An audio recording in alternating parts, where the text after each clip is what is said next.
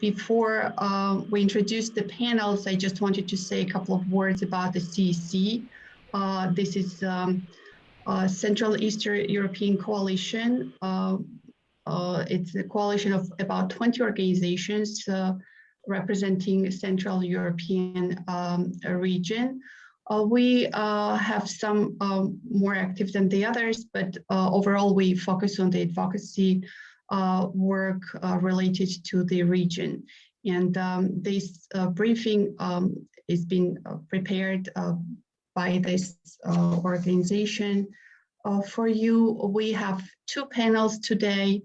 One will be focused more on specific policies of NATO, such as security challenges for the Black Sea region, open door and interoperability, and challenges of security in the Suwalki Corridor.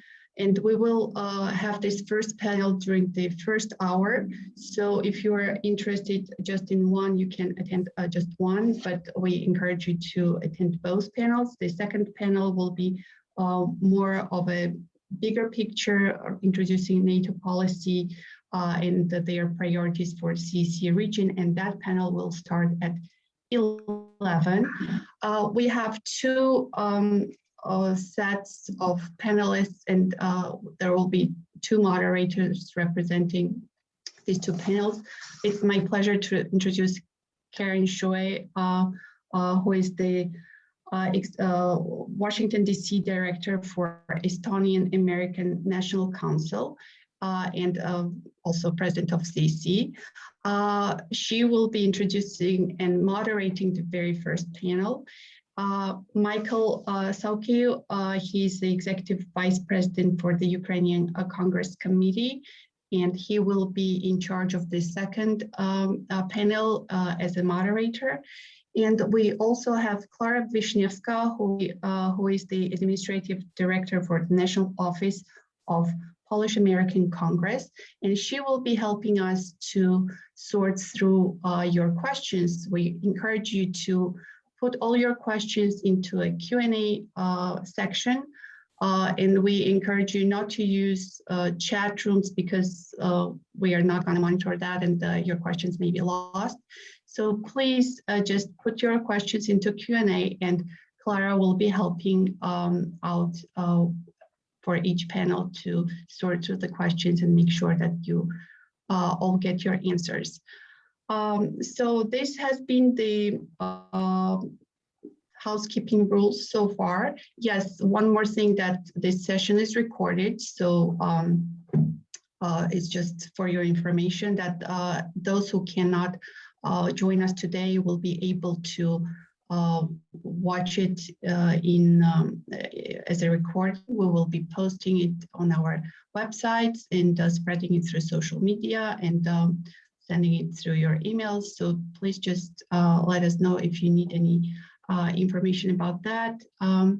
For the rest, I am going to thank everybody for now. I'll join you later for the beginning of the first panel, but now I'm handing over to Karen, and see you soon. Thanks very much, Veronica, for that great introduction. Okay, so if we could have all the members of the first panel turn on their videos, we can go ahead and get started. Great. All right, so I'm just going to do a quick introduction of the panelists, and then we'll get started. This first panel is focusing on some specific challenges facing NATO right now. And our first panelist today is Mr. Greg Melcher. He's the Chief Operations Officer for the New Generation Warfare Center, and he's also affiliated with the Virginia Tech Applied Research Corporation at Allianz Science and Technology, and was a senior fellow at the Potomac Foundation. Previously, he was a vice president leading national security analysis at the Johns Hopkins University Applied Physics Laboratory, where he worked on evolving their modeling, simulation, and analysis programs for Department of Defense and Homeland Security clients. And he's recently been doing modeling and simulation work with the Romanian Ministry of Defense and Defense Forces, where he's gained significant perspective on the Black Sea region, and he'll start us off with a look at the situation there. Then we'll move on to retired Lieutenant General Ben Hodges. He joined the Center for European Policy Analysis, which most of us know as CEPA, in 2018 as their Pershing Chair in Strategic Studies. And his last military assignment was as the Commanding General of United States Army Europe in Wiesbaden, Germany, from 2014 to 2017. So we'll draw on his expertise today from that position and his recent work at CEPA in developing its military mobility project, which includes scenarios on Russian aggression in the Nordic Baltic region. So he'll take us through some of the challenges that region is facing. And then we'll finish our first panel with Dr. Suzanne Loftus. She's the Deputy Chair of the Strategic Initiatives Department and a Professor of National Security at the George C. Marshall European Center for Security Studies in Garmisch-Partenkirchen, Germany. She specializes in Russian foreign and domestic politics and transatlantic security, and she'll share her perspectives on NATO's open door policy and interoperability challenges. So with that, I will hand it over to Greg to get us started, please.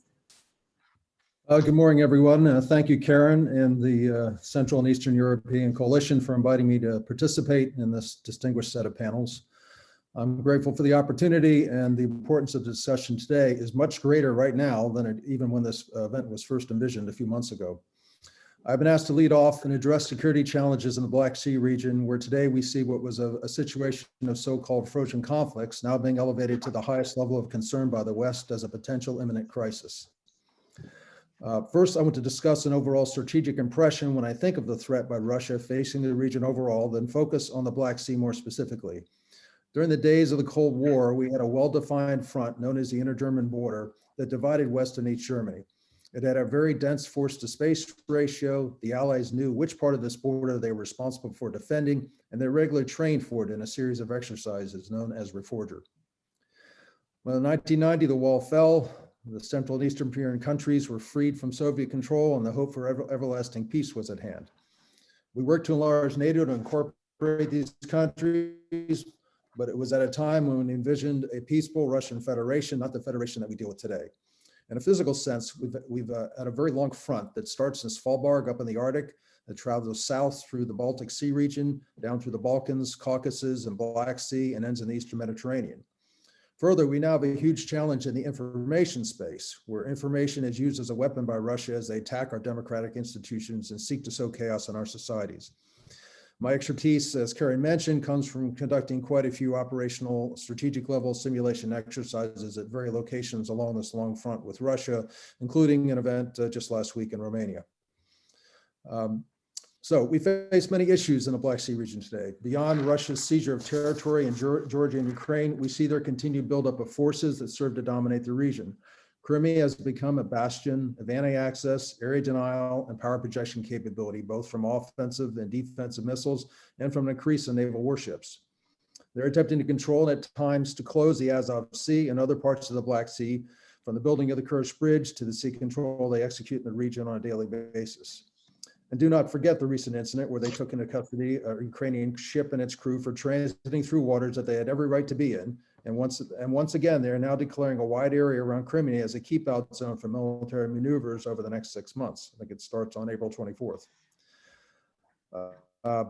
The taking of Crimea has a critical issue due to its lack of water. The Crimean Peninsula was dependent on a canal that came from the Dnieper River. Ukraine, of course, in protest to their taking this land, has closest water access to the canal, forcing Russia to dig wells and even build some canals, Crimea canals, to help move the water around the peninsula and improve the distribution of what water they do have. But this will ultimately lead to a desertification of the peninsula if it's not solved in some way. And I think no issue in my mind is more likely to lead to conflict than to need to obtain access to this Dnieper water supply in order to have a viable civilization on Crimea. Another important security concern are the substantial energy resources in the Black Sea. Romania, Bulgaria, and now Turkey all have major gas and oil discoveries within their exclusive economic zones. These can and will be used to reduce, if not eliminate, dependence on Russian energy resources in the coming years. Further, due to the European Green Deal, action must be taken quickly to exploit these resources, which are expected to be replaced by renewed energy sources in the 2050 timeframe.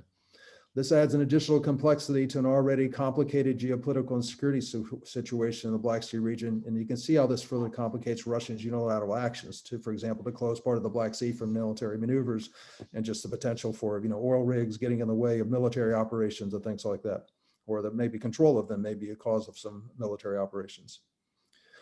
So sort of going a little further around the region, one can say that, we have a bit of a frayed relationship between Turkey and the US over issues such as the S-400 anti-air missile system, aircraft. But Turkey has selectively collaborated with Russia in certain areas, but overall they are an historic enemy, and what was in the recent conflict in Nagorno-Karabakh, but a proxy war between the two. In this case, Turkey prevailing, much due to their growing armed drone capability. And recently, they have stepped forward to improve Ukraine's security situation, possibly equipping them with these armed drone capabilities. And that, of course, in addition to things like some of the capabilities the US and other NATO allies have given to Ukraine to increase their security. But I think overall, it's important that the Black Sea riparian states, they really need to work together to maintain stability and provide mutual deterrence against any potential Russian aggression, and kind of counterbalance that A2AD capability they've now put right in the middle of the sea in Crimea. Until recently, more emphasis has been placed by NATO on the enhanced force presence philosophy practiced in the Baltic Sea region. And some feel that the tailored force presence around the Black Sea indicates that the situation is taken less seriously, but I don't think that is really true any longer. I think it's begun to be recognized as just, if not more, a serious situation. So, for example, in Romania, we now have a multinational division and corps headquarters and operations. We have a new squadron of United States MQ-9 drones operating, an ongoing NATO police mission from the MK airport. Add to that is the Defender series of exercises. This is the contemporary version of that Reforger exercise I referred to earlier that was practiced during the Cold War. Given the long front with Russia, this series of exercises started a few years first in Norway, then last year, while eliminated by COVID, was centered in Poland, and this year, over the next month or so, will be centered in Romania. Further, recent reevaluation of US troop presence in Europe has resulted in a plan to have Army Stryker battalions rotational deployments into the region.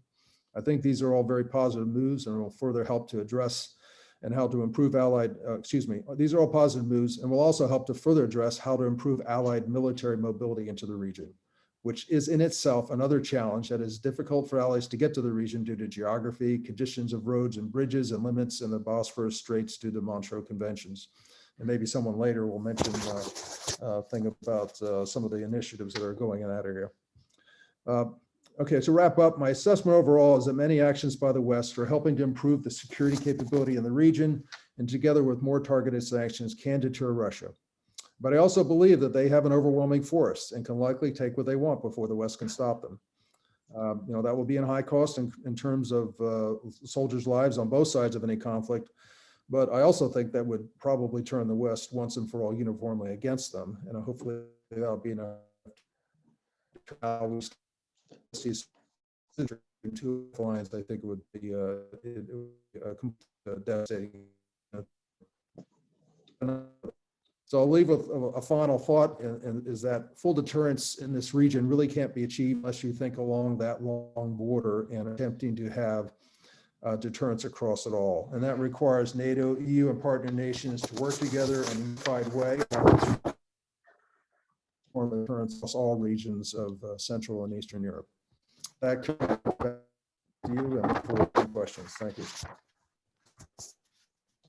Thank you, Greg, for those great reminders of some, Russian incursions that happened a while ago that we've all maybe forgotten about, and their continued activity that also isn't really making the news. So it's great that you were able to bring those to light for our audience. And it's also great to hear that the Romanians are developing their new natural gas reserves and about the robust NATO presence there, and also reassuring us that Turkey is engaging in some positive cooperation in the region.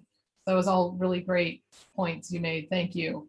Okay, so now we will move on to General Hodges. Okay, Karen, thank you very much. I would like to say I agree with almost everything that Greg just said. By and large, a couple of points where we might diverge, but he's so good at analysis. He's the best I've ever met at doing simulations and so on. And I enjoyed, Greg, working with you last week in Bucharest on that project. You really know how to help organizations think through tough problems. So my assessment of where we are right now is that I think a conflict or an escalation of the use of force and violence by the Kremlin is imminent. I no longer think that what's happening in Ukraine, around Ukraine, is just sort of a big exercise. Even though Shoigu today said that they're going to start withdrawing tomorrow. But first of all, I don't know exactly what that means when they say they withdraw. This is just the latest in a series of events that have happened since 2008, since Russia invaded Georgia, and the West did nothing. And you still have Russian troops occupying 20% of Georgia today, 13 years after the so-called Sarkozy agreement. And then 2013, the Assad regime crossed President Obama's red line. We didn't do anything. The Kremlin saw that. And then the Russians invaded Ukraine the week after the Sochi Olympics. And they're still there 7 years later with the illegal annexation of Crimea, thousands of Russian soldiers in Donbass, and Ukrainian troops being killed every week despite a so-called ceasefire. So what's the point of kind of a grim opening like this? The point is that the biggest threat we have to security is the lack of political courage by so many leaders to acknowledge that there is a threat. I live here in beautiful Frankfurt, and I hear this all the time that from people, very, very smart people, that say, why would he do this? It makes no sense. The Russians would never do this. Why would he invade? And that's the problem, is that people just can't believe that President Putin would actually do something because it doesn't fit in our Western logic. And I think this is the biggest vulnerability that we have, is a lack of willingness to confront the fact that Russia is a real threat. And then our own administration, of course, the last 4 years was extremely unhelpful, but even the new administration tends to minimize Russia because they want to focus on China. And President Putin is not going to let us minimize him. He's doing everything he can to make sure that he personally is not minimized or sidelined. And so if you accept that, and by the way, all of you listening can, of course, disagree with me on this and challenge me on this. And Karen, I'm sure you'll challenge me a little bit when we get into Q&A, but it's this disbelief and lack of willingness to confront, acknowledge the threat that I think is the real vulnerability. And that's why we have almost 100,000 Russian troops in and around Ukraine today. That's why we have Russian Navy vessels that were moved from the Caspian Sea via the Volga-Don Canal down into the Black Sea. And now these are not giant battleships, but these are more capability, amphibious capability. They carry weapons, and it adds to the mass. And that's where we are today, because we just didn't believe and we weren't willing to compete in the Black Sea region and elsewhere. And now you look at Russian capability that's being increased and modernized in the Arctic region. February, we just had the first ship ever in the history of the world to transit the Arctic in the month of February from the Pacific to the Atlantic. First time ever. And it's only going to get more navigable. It's only going to become more navigable as the climate changes even further and the Arctic begins to break even more. Now, of course, that ship had to follow behind a Russian icebreaker, and that's part of the problem. The Russians, the Kremlin has said, everybody's welcome. We want you to come through here, but this is Russian-controlled water. You're going to have to follow behind a Russian icebreaker, and you're going to have a Russian pilot on board that ship. Now, of course, the United States Navy, our great Navy, said, well, that's not going to happen. But this is another part of the competitive environment that we're in. And if you don't rise to that challenge, then it de facto becomes international law because we all accept it. And in the Baltic region, Now, I think we actually have the geographical advantage in the Baltic region. I see Kaliningrad as more of a liability for the Kremlin. It's an asset, obviously, and they certainly have invested capability there.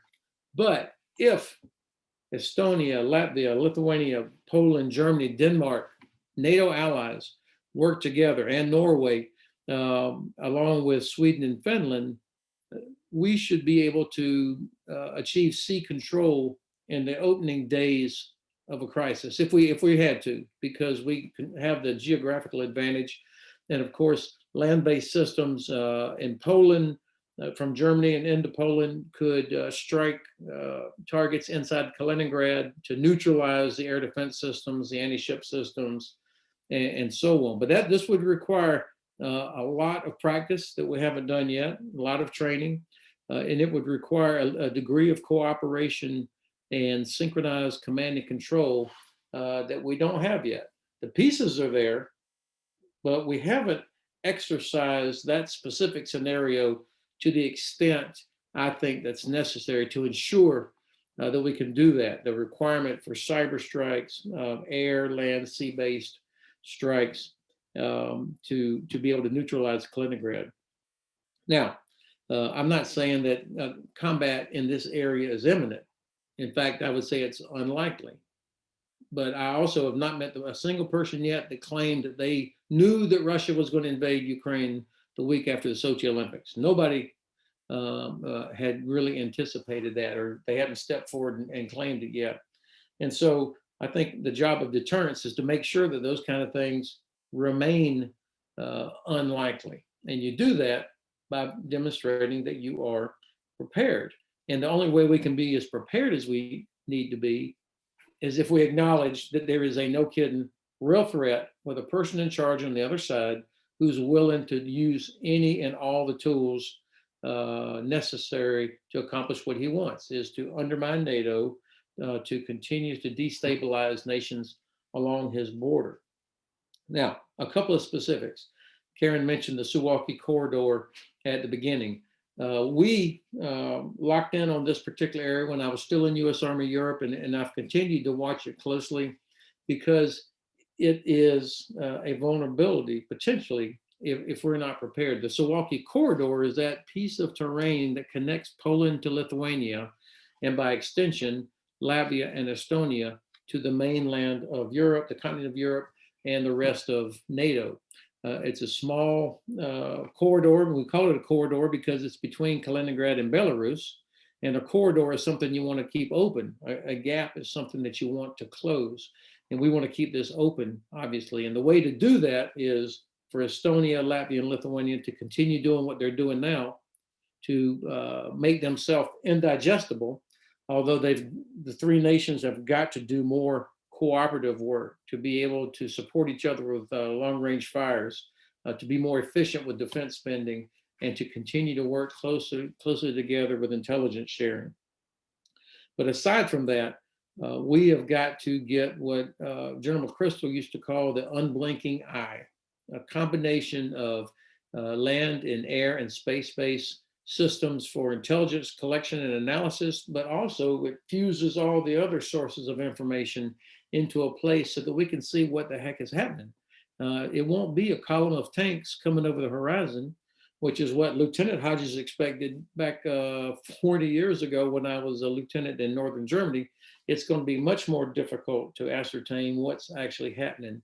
So the sooner we can recognize what's happening, speed of recognition, then the sooner you can get a decision, and then the sooner you can start movement. And being able to move as fast or faster than Russian Federation forces is ultimately what's going to prevent the Russians from making that terrible miscalculation that we can't or won't respond. Karen, I look forward to your questions. Thanks very much for that, General Hodges. I especially like the that you pointed out that Putin's logic is sort of lost on the Western psyche or mindset, and that's something we really need to accept, is that he doesn't think like us. But it sounds like a lot of the right things are going on, but the unblinking eye also has a lot more to look for than it did 40 years ago. I just want to do a quick reminder to our attendees that we're using the Q&A feature for questions. So after Dr. Loftus is done with her opening remarks, we'll be going to questions for the rest of the time we have remaining until 11 o'clock, until the second panel. So we'll be looking for audience questions coming up in the Q&A feature. And now I will hand it over to Dr. Loftus to talk to us about interoperability and open door policy. Thank you. Oh, thank you very much, Karen. Hello, everyone. Thanks very much to the Central and East European Coalition for this kind invitation. It's really an honor to be part of such a distinguished panel. During my intervention, I'll be discussing NATO's open door policy and interoperability challenges in our current changing strategic environment. So to start us off, just briefly, the new strategic environment is going to be very different than anything that we've been used to since the Cold War years. We're now facing a world of competing great powers where assertive authoritarian states with revisionist foreign policy agendas are seeking to expand their power and influence. And in addition to this, we still have the ongoing threats of terrorism, which will persist, and new threats such as increasing risks from pandemics and, of course, climate change. And also, we're in a period of time with very fast technological changes, which will present both opportunities and challenges for the alliance. The alliance itself is also undergoing some internal strains. So some Europeans worry that the United States is turning inward, or that its commitment to Europe will diminish since it will need to increase its focus on the Indo-Pacific. And then on the other hand, some Americans worry that Europeans will not really fulfill their responsibilities when it comes to the common defense, and or also pursue a strategy of strategic autonomy, which may risk to splinter the alliance. And we've also noticed some democratic backsliding within the alliance, which poses some challenges to the goal of the security community of like-minded democracies, which are all committed to a certain set of values and principles. In addition, there are some mixed threat perceptions to add to the equation. This cohesion of threat perception may be a bit more complicated to achieve in the coming decades, though all the more pressing due to the way different allies prioritize different threats.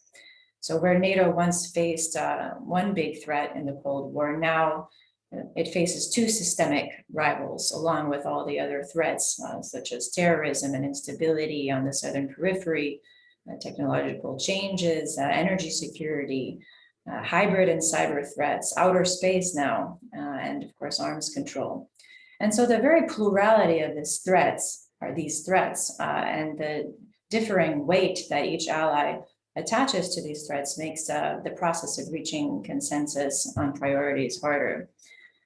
And so since the foundation of NATO, cohesion really resides in the ability and the will to act collectively against these shared threats. So any political divergence within NATO would be dangerous, as it would enable external actors such as Russia and China to exploit their differences and take advantage of individual allies in ways that would endanger their collective interests and security. So issues with defense spending are also important. Since 2008, the financial crisis led to further European budget cuts in defense. The EU, the US, NATO all appeared to turn a little bit more inwards, and this resulted in what felt like a lost stature as global leaders focused on values and global responsibility, which it created a geostrategic vacuum in many parts of the world. And the Western Balkans felt particularly forgotten. We've witnessed a revival of nationalism and populism across the continent as well that pose a challenge. And now currently this pandemic will lead to further budget cuts in defense spending, which is something we have to consider. So these challenges all relate to NATO's open door policy. Following the Cold War, NATO enlarged to include countries of Central and Eastern Europe at their free request. And of course, in the years that followed, it continued to hold out the prospect of inclusion via this policy. First states that shared its values and met the criteria for joining, and were willing to reform their systems of governance, economy, and military to become more democratic and open. And although democracy promotion is very important, there exists a strong debate about whether enlargement ensures the common defense of existing members. Some challenges would include further strains in our relationship with Russia, or the issue that some states would be more security consumers than providers. And enlargement also, of course, adds to the risk that NATO troops will be called to deploy, fight, and even die in more potential conflicts. And also the issue of more players, more allies will involve more national interests to be taken into consideration in internal decision-making, which would make it probably more challenging to achieve consensus. The more players there are, the more risks of diverging threat perceptions or political views. In how it relates to Georgia and Ukraine's membership action plans, talks were on the table in 2008 to have Ukraine and Georgia as potential NATO members. MAP was not offered, as France and Germany believed it would create a more unstable security environment due to the risk of aggravating Russia. Russia feels very strongly about being respected in international affairs. It believes it has a sphere of privileged interests in post-Soviet space, and that any enlargement attempts to the east is a provocation. So the main issue here is that Georgia and Ukraine matter to Russia's strategic aims, and Russia has demonstrated that it's ready to use force to prevent these nations from entering NATO, as it demonstrated in Georgia in 2008 and in Ukraine in 2014.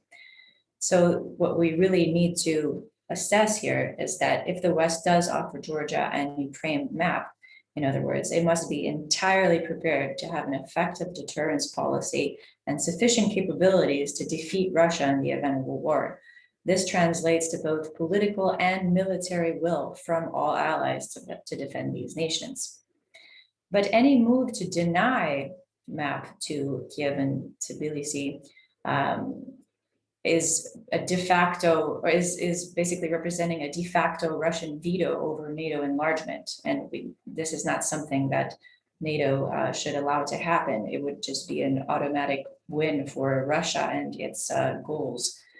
Nevertheless, the ongoing the ongoing Russian occupation of significant regions of Ukraine and Georgia create obstacles to membership roadmaps for these nations. So the task now is to identify realistic opportunities to enhance strategic relations with Ukraine and Georgia.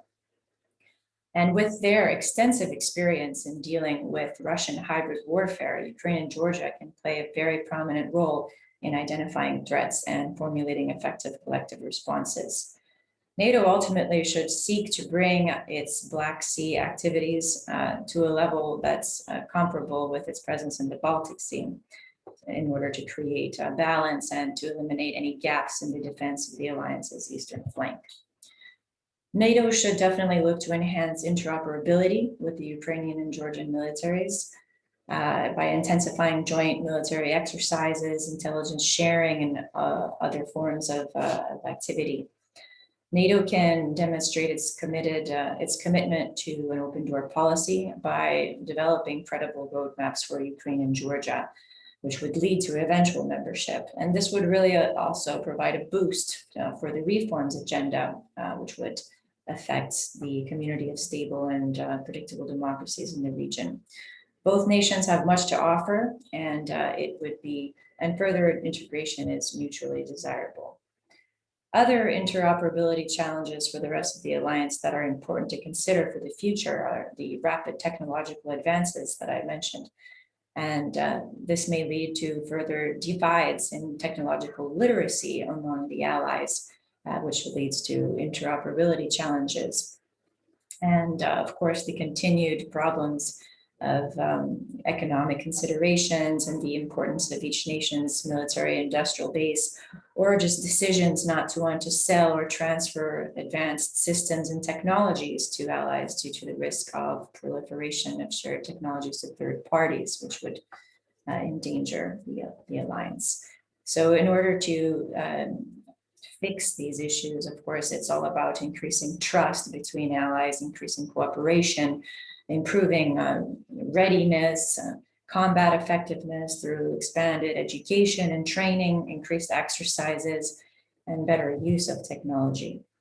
Also, European plans for strategic autonomy risks to increase the challenges to interoperability, especially as it pertains to the European Defense Fund to spur European defense industrial integration, which may have some restrictions and can risk to de-link the US and European defense sectors, which would also undermine cooperation and interoperability with the non-EU NATO members, such as Canada, Norway, Turkey, and the United Kingdom. So discouraging this is definitely advisable. So that ends my brief intervention, and I really look forward to your questions. Thanks very much, Suzanne. You painted a pretty clear picture of the challenges, like, needing increasing cooperation among allies while democratic backsliding and the growth of populism is, changing the environment maybe in a more challenging way. So we appreciate that. Okay, I think I'm actually going to start off the Q&A with a question for Suzanne, because I think you have an interesting perspective working with, I guess the Marshall Center probably has, are they sort of mid-level officer students that you're working with? And yeah, it depends actually on the course, but yeah. Yeah, so I'm just wondering what there's from all of these countries that we're talking about. I'm wondering what the general buzz is there as far as, for officers that are from NATO member countries. How do they feel about the open door policy and interoperability issues? And then at the same time, if you have students from partner nations like Ukraine and Georgia, what's on their mind regarding the membership process? And, what do they see at their level?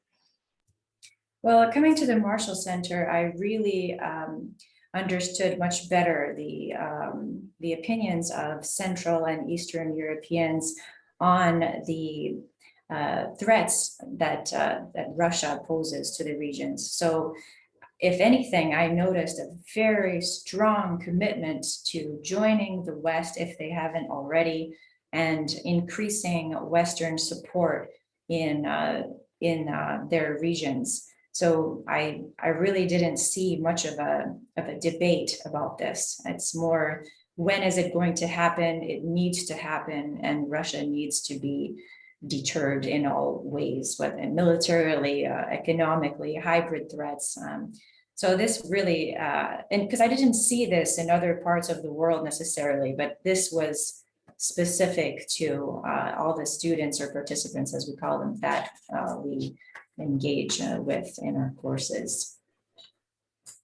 Great, okay, thank you. So Clara, do you have some more questions coming in from, and we lost their square text. Okay. Yes, we have some questions from the audience. Rufin Zamfir from Global Focus Center in Bucharest asks, today in Bucharest, a trilateral Romania-Poland-Turkey format of foreign affairs holds a meeting discussing Black Sea security and NATO. Foreign affairs ministries of Georgia and Ukraine are invited to participate in the discussions. In this context, what role the NATO partners in the region can play in discouraging Russia to escalate?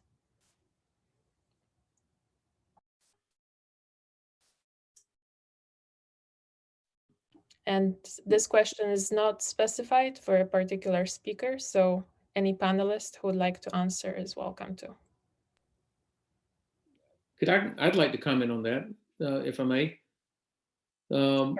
First of all, I love sub-regional organizations like that. When 2, 3, or 4 countries get together that focus on a particular issue, or they have a pre-existing sort of connection. And really, this is what's needed in the Black Sea region. Right now, I think it's sort of a new Iron Curtain has descended across the Black Sea, where Russia will use force, has used force against Moldova, Ukraine, and Georgia. They still occupy Transnistria, but they're less likely to use force against a NATO ally. So finding ways to get the nations of the Black Sea to work together, NATO and non-NATO, would be very helpful. Much to follow the model of what happened in the Baltic region. Right now, every member of Congress could correctly identify Estonia, Latvia, and Lithuania on a map because of the intensive effort in Washington by those three nations. You don't see that in Washington from Black Sea countries. Everybody tends to kind of go it alone. And I think it would be much more effective if Georgia and Ukraine and Romania, for example, worked closely together to elevate awareness in the Congress about the strategic importance of the Black Sea region.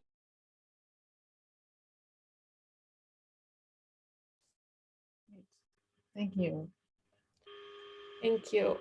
So the next question is, what is happening in Transnistria? And again, this question is not specified for a particular panelist, so anyone who'd like to answer is very welcome to.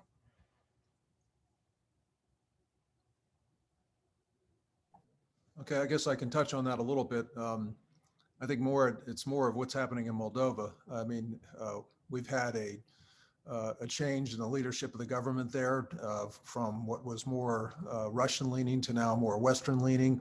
And so I think that that's opening up some dialogue there. But the history, of course, is that it's kind of another frozen conflict. The plan originally was to have them out of that region in 2002, and they never left.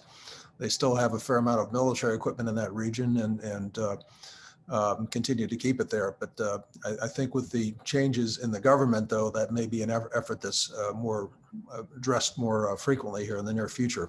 However, I have to be honest, I have not heard specifically any current change in the status there, just the changes in the Moldovan government. I thought it was worth discussing.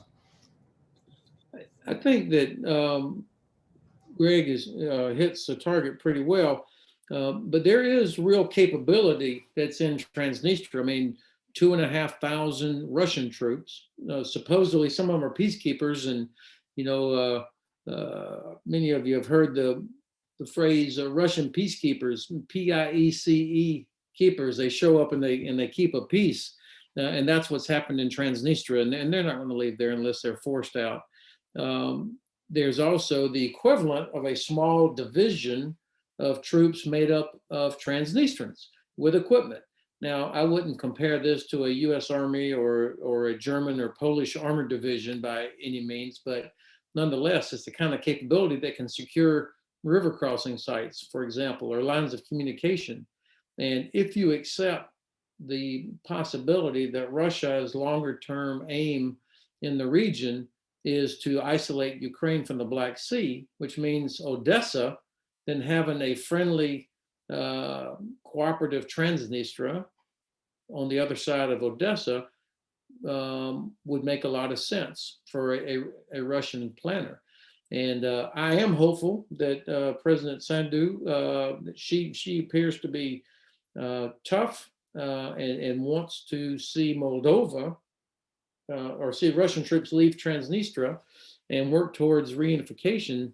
But she's also headed to Moscow here in a few weeks as well. And she's in a pretty tough situation. She has to balance that as well. So I don't know where Moldova fits in all this, but I do know that we don't have a strategy for the region that addresses it in terms of diplomacy and economic investment.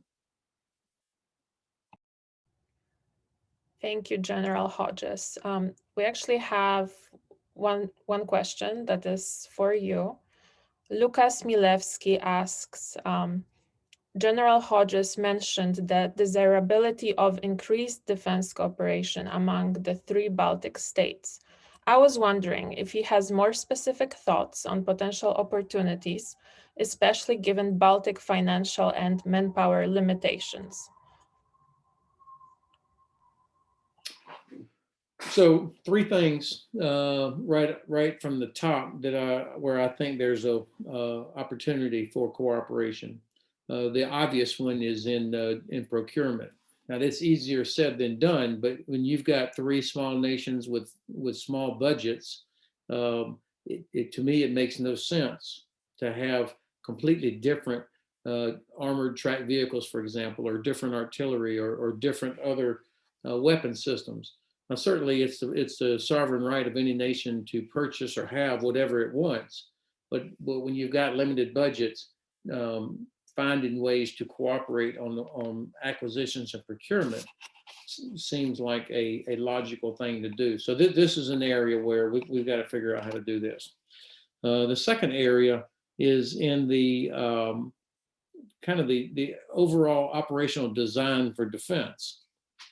We have EFP battle groups there. A great step by our alliance, the British-led battle group in Estonia, the Canadian-led battle group in Latvia, the German-led battle group in Lithuania.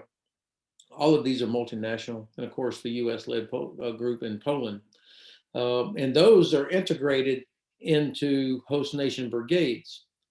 But above that level, it's not real clear, it hadn't been practiced, who actually commands and controls those brigades. Now you've got Poland has offered multinational division Northeast, and ostensibly the German-led EFP battle group and the Iron Wolf Brigade report to multinational division Northeast in Elbląg, as does the brigade with the US battle group. The Danes have offered a division to be the higher headquarters for the brigades in Estonia and Latvia. But that's a small division headquarters, and the main part of it sits back in Denmark. So it's not a clear command and control arrangement that has been tested seriously in exercises. And so I think finding a way for improved cooperation in the command and control there is an important step. And then the third one is in the water. There's no point in Estonia, Latvia, Lithuania, the idea of having a large navy, but making sure that you have anti-submarine warfare capabilities, counter mine capabilities, and mine sweeping capabilities, and the ability to protect your own installations and infrastructure along the coastline.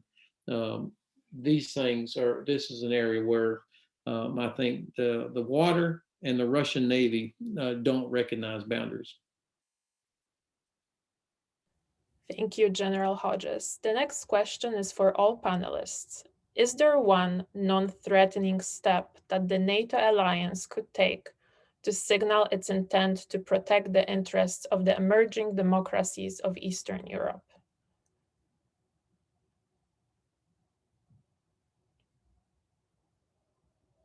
And again, whoever would like to start is very welcome to. Sure, I'll take this.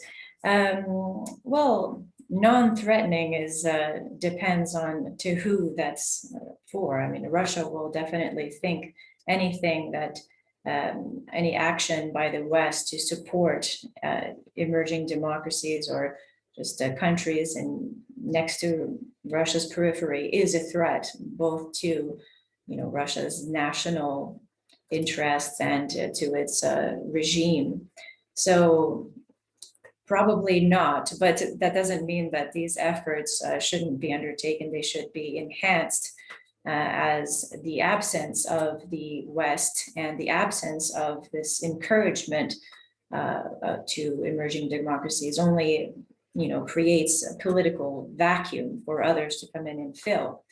So just engagement is the most important thing. Actually, not to promote my organization too much, but that's exactly what we do. We really try to engage as many nations as possible that are emerging democracies to encourage dialogue between one another and cooperation and how to achieve security objectives in a way that would enhance the liberal democratic world order's strength, really, in the face of our threats coming from authoritarian states.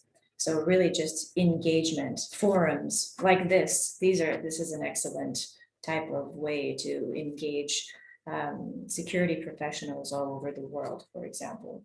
And there are plenty more, maybe if the other panelists would like to chime in. Greg, are you going to speak? Go ahead. Okay, so 4 things. Number 1, we have to live up to our own talking points. I mean, the United States has to set an example. We can't just talk about liberal democracy and protecting elections and judicial systems. Where we have to be the example, a better example for this, so that it inspires other people to want to be able to resist. Right now, I don't think the Kremlin has a lot of problem. They're not impressed with us being the United States. I think we've got to live up to our own talking points. Second, we have to compete in the information domain. We do have a better story to tell. And when we do live up to our own talking points, we need to be telling that story and competing both through organizations like Radio Free Europe, Radio Liberty, Voice of America, but also supporting other outlets that are out there, including particularly media in Eastern European countries. Societal resilience, whatever we can do to support nations that are trying to strengthen their own resilience of their society so that people trust their government, trust their those pillars of liberal democracy so that they can resist Russian disinformation and corrupting influences. More transparency. It's hard, but in Ukraine, the Rada should have visibility of the budget in Ukraine. They don't. That's incredible to me. That would be a step early that would give people more confidence, and it would also lead to better efficiency of the spending. And then finally, remove all doubt once and for all about America's commitment to Europe. We don't have to have 300,000 troops here, but nobody in Europe should question that the United States is committed not only to NATO, but also because our economic prosperity depends on Europe being prosperous and secure. The EU is our biggest trading partner. So it's our benefit. And so we need to remove all doubt that we care about Europe. We're not turning away from Europe going into the Pacific.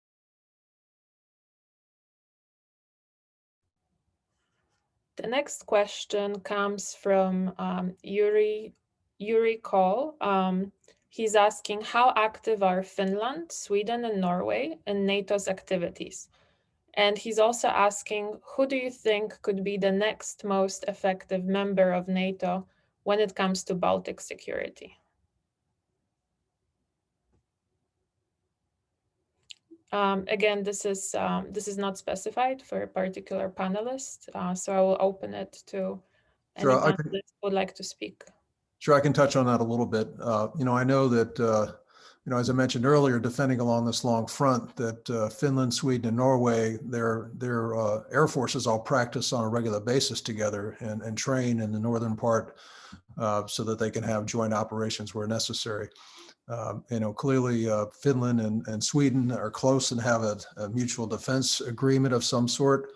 And further, I think Sweden's clearly I know most about Sweden, they've clearly changed their sort of neutral posture over the last few years with their new defense concept that was just improved with their greatly increasing their investments in defense, as well as going back to their total resilience concept with the population, as well as reaching out for example, I know they're doing a lot of bilateral activities with Poland as they look at how they can make sure they can maintain control of the Baltic Sea.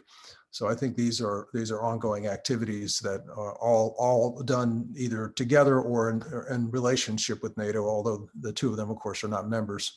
And then, I don't know the next most effective member when it comes to the Baltic security.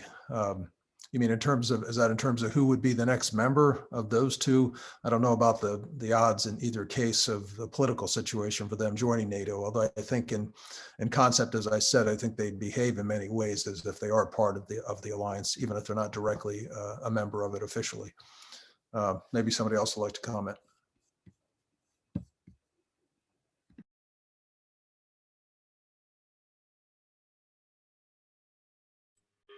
All right, so I'm going to go ahead and take moderator's prerogative to finish up with another question for Greg, because I was looking at a briefing you did recently in Romania, where there was a bullet saying that the relationship between the US and Russia is not the start of a new Cold War.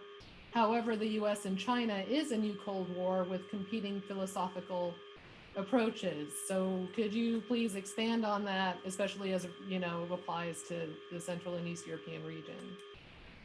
Sure. Well, I mean, during the Soviet era, it was an existential conflict between the communist philosophy and their way to live and the Western philosophy. And that's what we were battling over. And communism lost, so, clearly, decisively lost.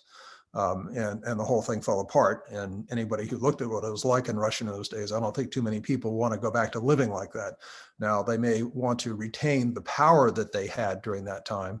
And I think that's Putin's goal, to remain a global power and relevant on that stage. But we're not competing between his desire to say my way of living is better than yours. It's more just of, I want to stay in power.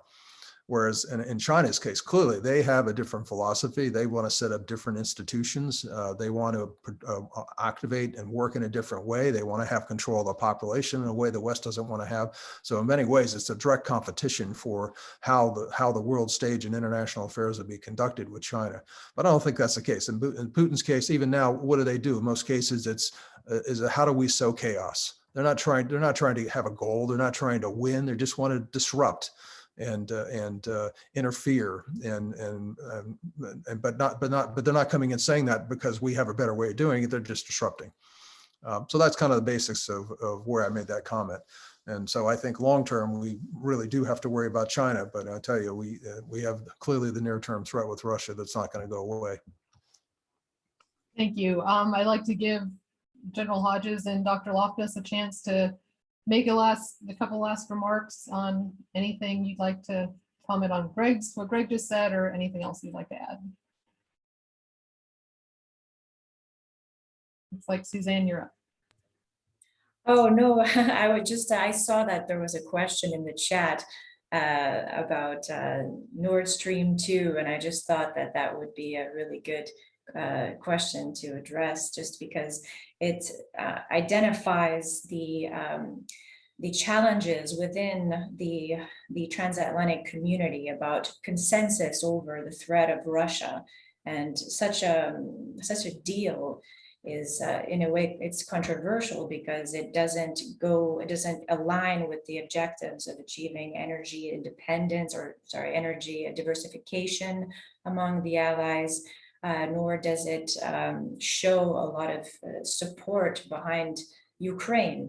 So this is a project that it has a lot of pushback from the United States towards Germany, and Germany will pursue it, and this will cause even further friction between the allies, and that's something we'll need to consider for the rest of the coming several years. But just to conclude, it was a real pleasure to participate on the panel, and great questions, everyone. Thanks a lot. Karen, thanks for giving me a 1 minute to conclude. And actually, it's going to be only vaguely related to the topic. Every nation that's represented on this call right now that are listening sent soldiers to Afghanistan along with the United States, and now for almost the past 20 years.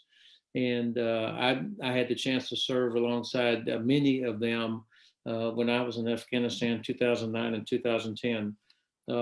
I had mixed emotions when I heard the president announce that the United States was coming out of Afghanistan.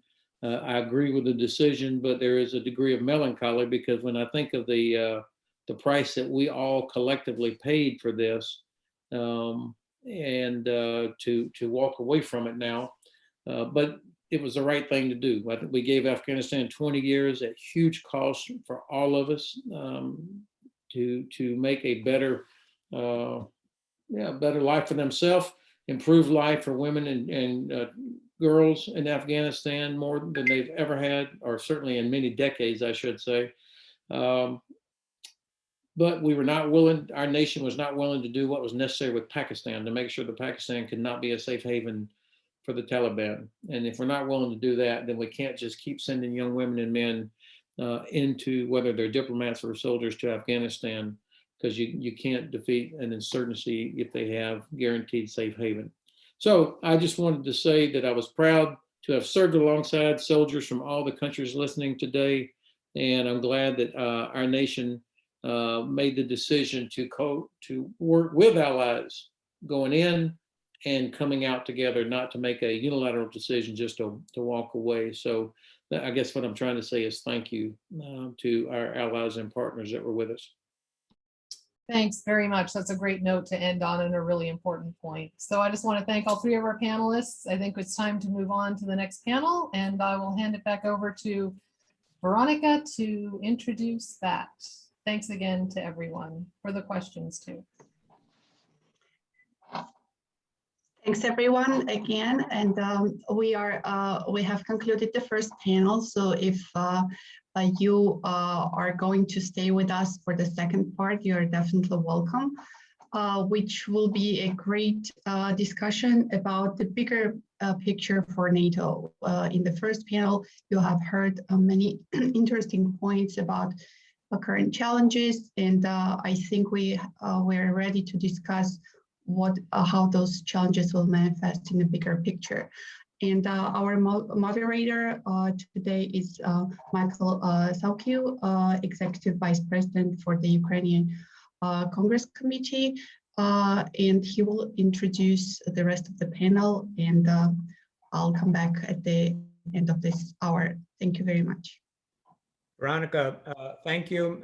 Good morning, everyone. Thank you to all the panelists and to our moderator of the first panel. It was a very excellent discussion and wonderful perspective. I also would like to welcome you now to our second panel of the CEEC Policy Briefing, Policy Priorities for the Alliance, a look at the bigger picture of NATO, its policy priorities in the Central and East European region. It's an honor to have assembled a truly star-studded panel of experts to provide their perspective and analysis of NATO policies in a very important region of the world, that being the Central and East European region.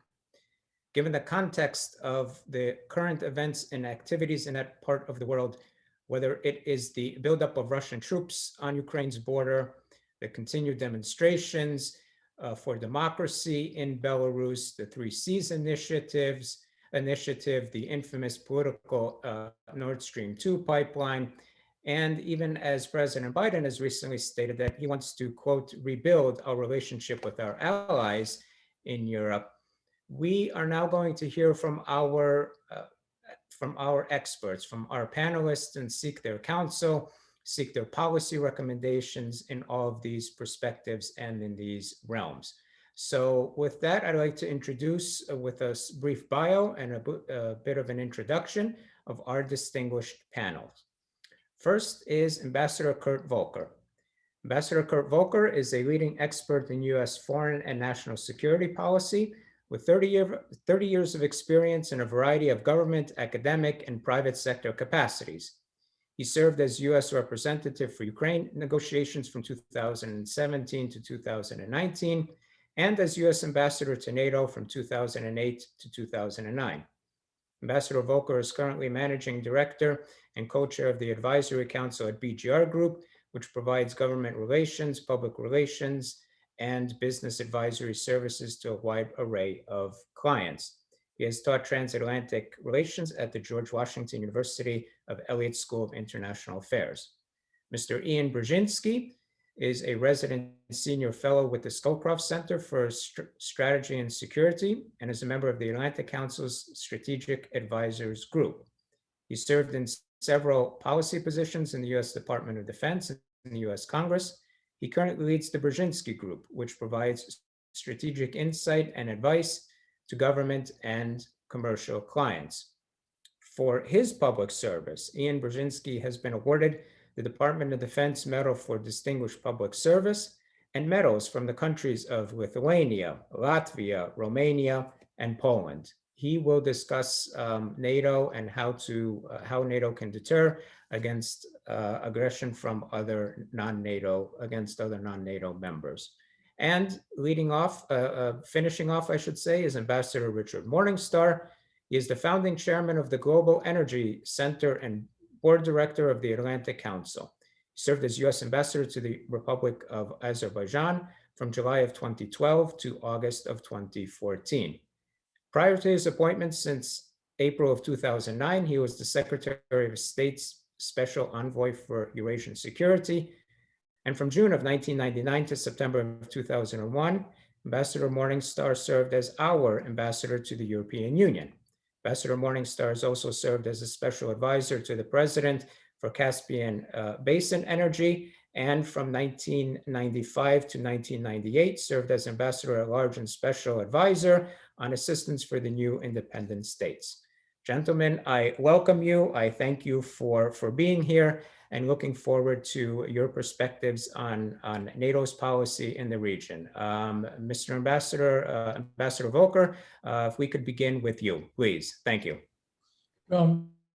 Thank you very much, Michael. Thank you for the introduction, and it's great to be here at the CEEC conference. I had a chance to meet with this group in person, and I look forward to the time that we can do it again in person. But for now, this will have to do. Concerning NATO's priorities in the East, I'd mention a couple of different things, and I'd say that they are discussed or they're on the table, but I don't see the leadership and the activism behind them that I think we need to see. The first one of these is credible deterrence. Deterrence is the demonstration of the capability and the will to act so that a potential adversary is deterred from taking any action because they know what the consequences would be. At the moment, I think we've seen it actually in reverse. We've seen President Putin put Russian forces on the table in Russia, next to Ukraine's borders, in Crimea, in the Black Sea, declaring parts of the Black Sea off limits, really a stealth takeover of Belarus as well, threatening airspace of NATO allies, NATO and American naval ships and aircraft. And the reaction of the West has been very muted. The idea being, well, we don't want to put our own forces on the table or put US ships into the Black Sea or whatever it might be, because we want to avoid escalating a potential confrontation. That is the definition of being deterred by Russia. What I think NATO needs to do is demonstrate that, no, we have the will to protect our own allies. We will put the forces on the table, and we have a material interest in the security of our partners in the region, including Georgia, Ukraine, Moldova, so that Russia would know that if it were to embark on a serious new invasion of one of those countries, they could expect a serious Western response, that we have the capability and the will to act. That's number one. Number two is the open door policy and NATO membership.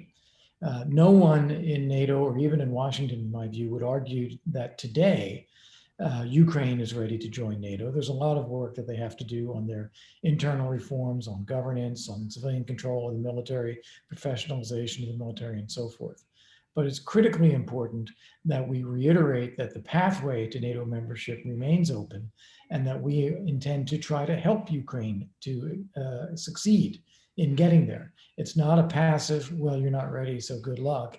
It ought to be an active, you're not ready, so we are here to help you, because we have a shared goal in seeing the development of a Europe that is truly whole, free, and at peace, and whole meaning for all of its citizens, not just those that are in the West and in Central Europe. Same with Georgia. Georgia is further along, but I think people still feel they are not mature enough now. But again, we need to be reiterating that open door policy. Third, and this is a difficult one, because the Biden administration has done a lot to reposition itself, reposition the United States as a leader within NATO. The tone set by Secretary Blinken and Secretary Austin and President Biden himself has been one of leadership of the transatlantic community. But leadership requires action as well. And it is not enough merely to set the right tone.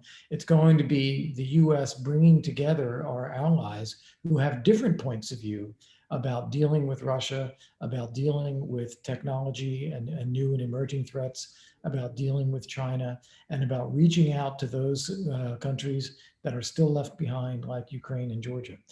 So it is leadership in tone, which we're seeing, but it's also got to be leadership in policy in trying to forge an alliance consensus along those lines, something we've yet to really see emerge. So I'll pause there, but those are some of my opening thoughts. All right, excellent. Thank you, Mr. Ambassador.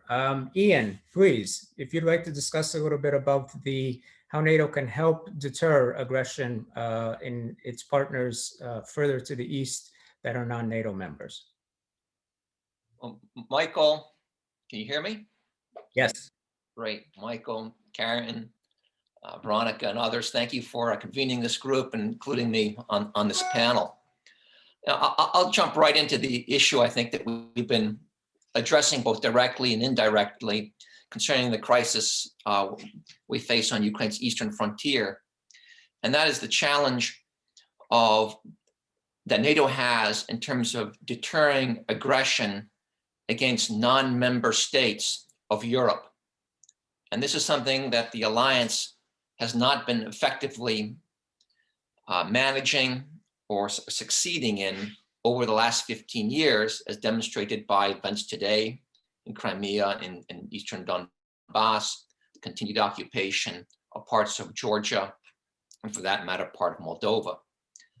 Let me hark back 20, 30, 40 years and give a case study in which NATO actually did successfully deter aggression against a non-member state. And that was in December of 1980, when the Polish people were pressing hard against their government and against Soviet occupation. And it created enough consternation in Moscow that they deployed 18 to 20 divisions on Poland's eastern and western frontiers. Again, what was the Soviet Union and then East Germany. And the CIA was reporting to the White House that they literally expected an invasion was imminent. Engines were running, quite literally. So what did the West do back under the Carter administration? Of course, I'm referring to an administration in which I have a bias because my father was National Security Advisor. But the United States mobilized, NATO mobilized its divisions along the Fulda Gap, repostured those forces to demonstrate military readiness. The administration also reached out to the Polish opposition and warned them, urged them to go into hiding, which they did, which was very clear not only to Polish authorities, but also to Soviet authorities, denying them the advantages of surprise. And interestingly enough, the administration, in coordination with allies, rolled out a slew of sanctions, severe sanctions that would be imposed on the Soviet Union if they in fact did invade Poland. And you never know why the Soviets never did, but they didn't, even though they had 18 to 20 divisions mobilized, deployed, and engines running.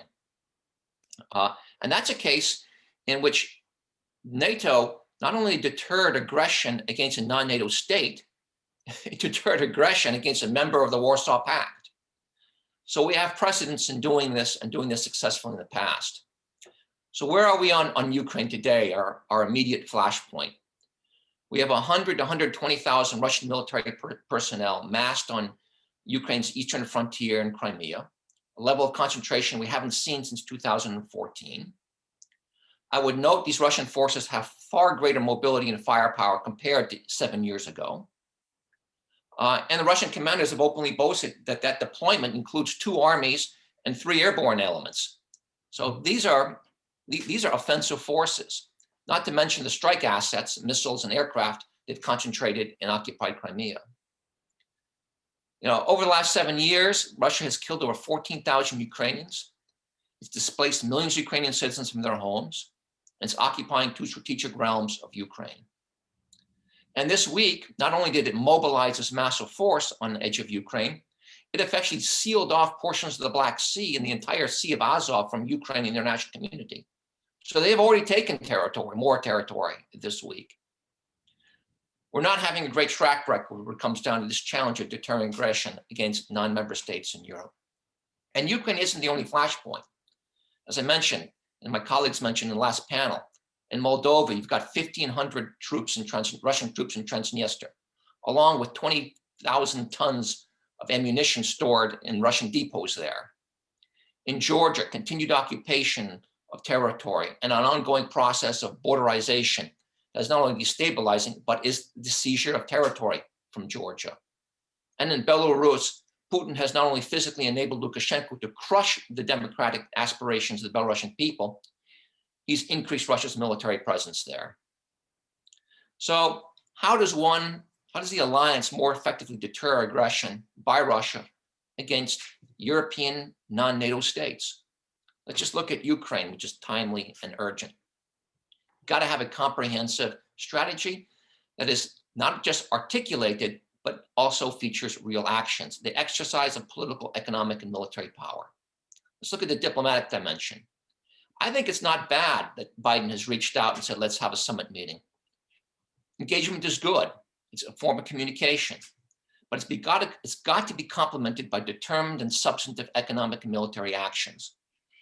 Where are we on the economic front? We need to position severe economic sanctions that will be triggered by Russian military action or by the failure of Russia to de-escalate the confrontation and withdraw from Ukraine. There has to be demonstrated readiness to exercise them.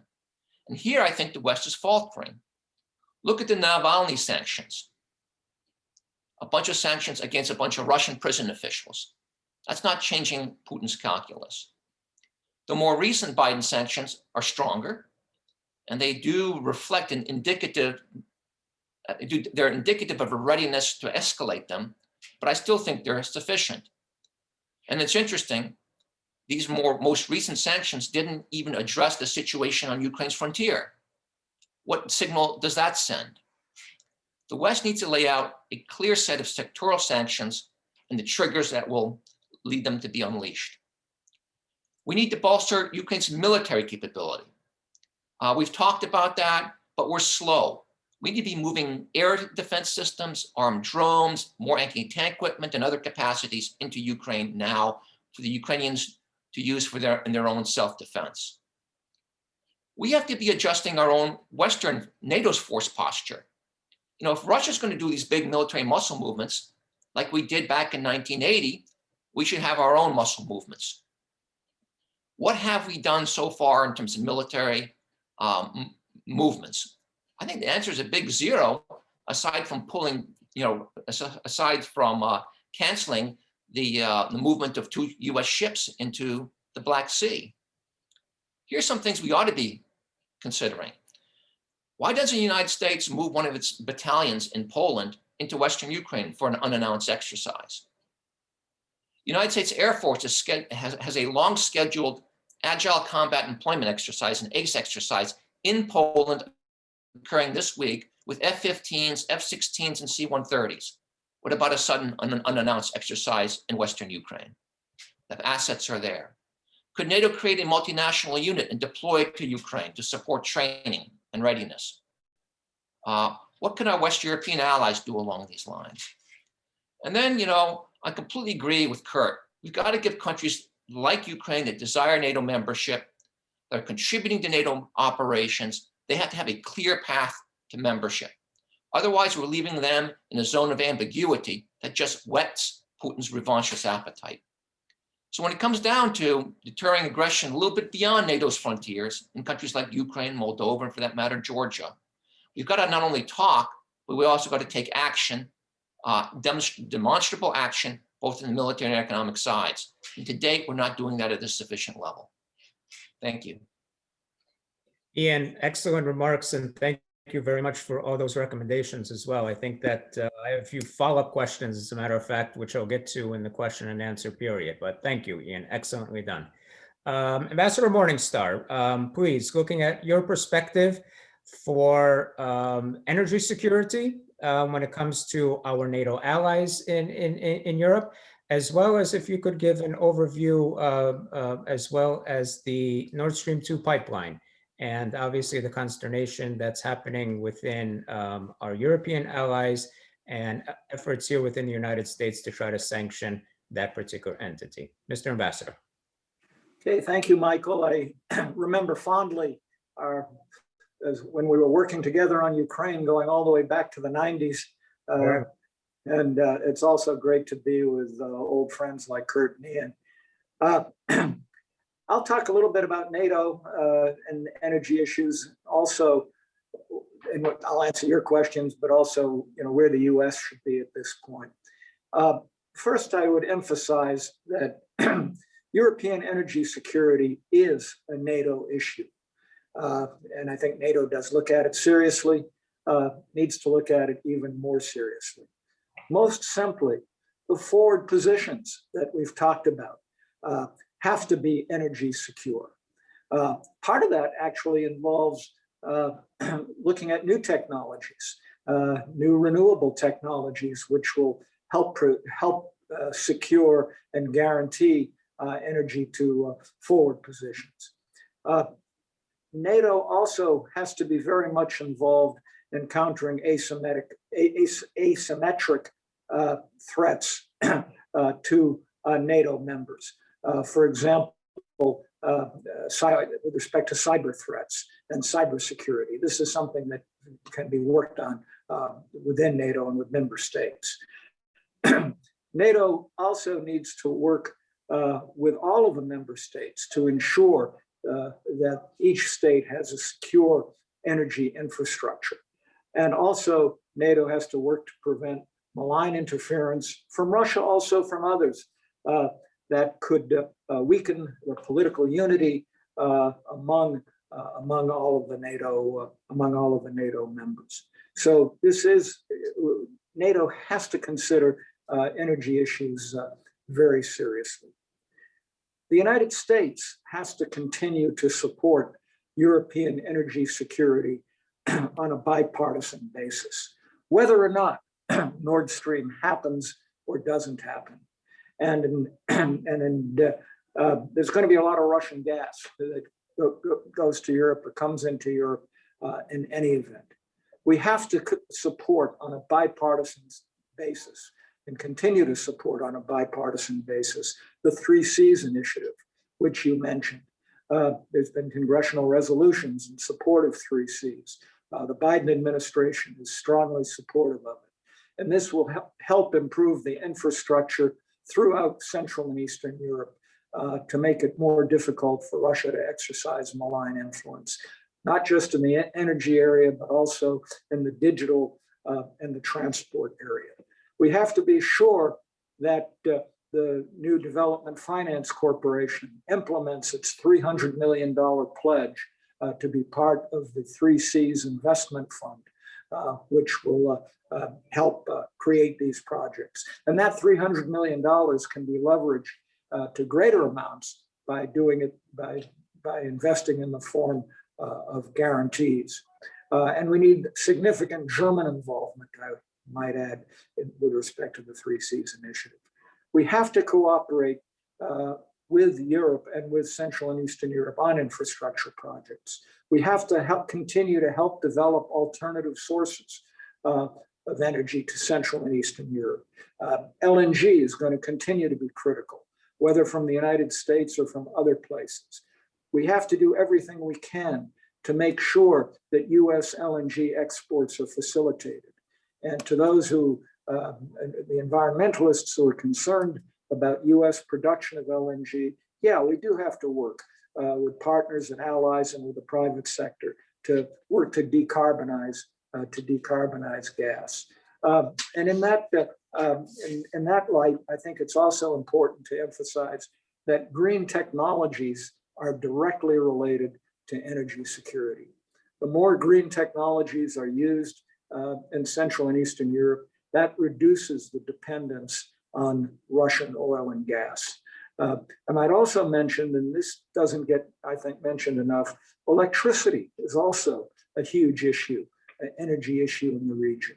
And you look at the Baltic states that are still connected to the Russian energy grid.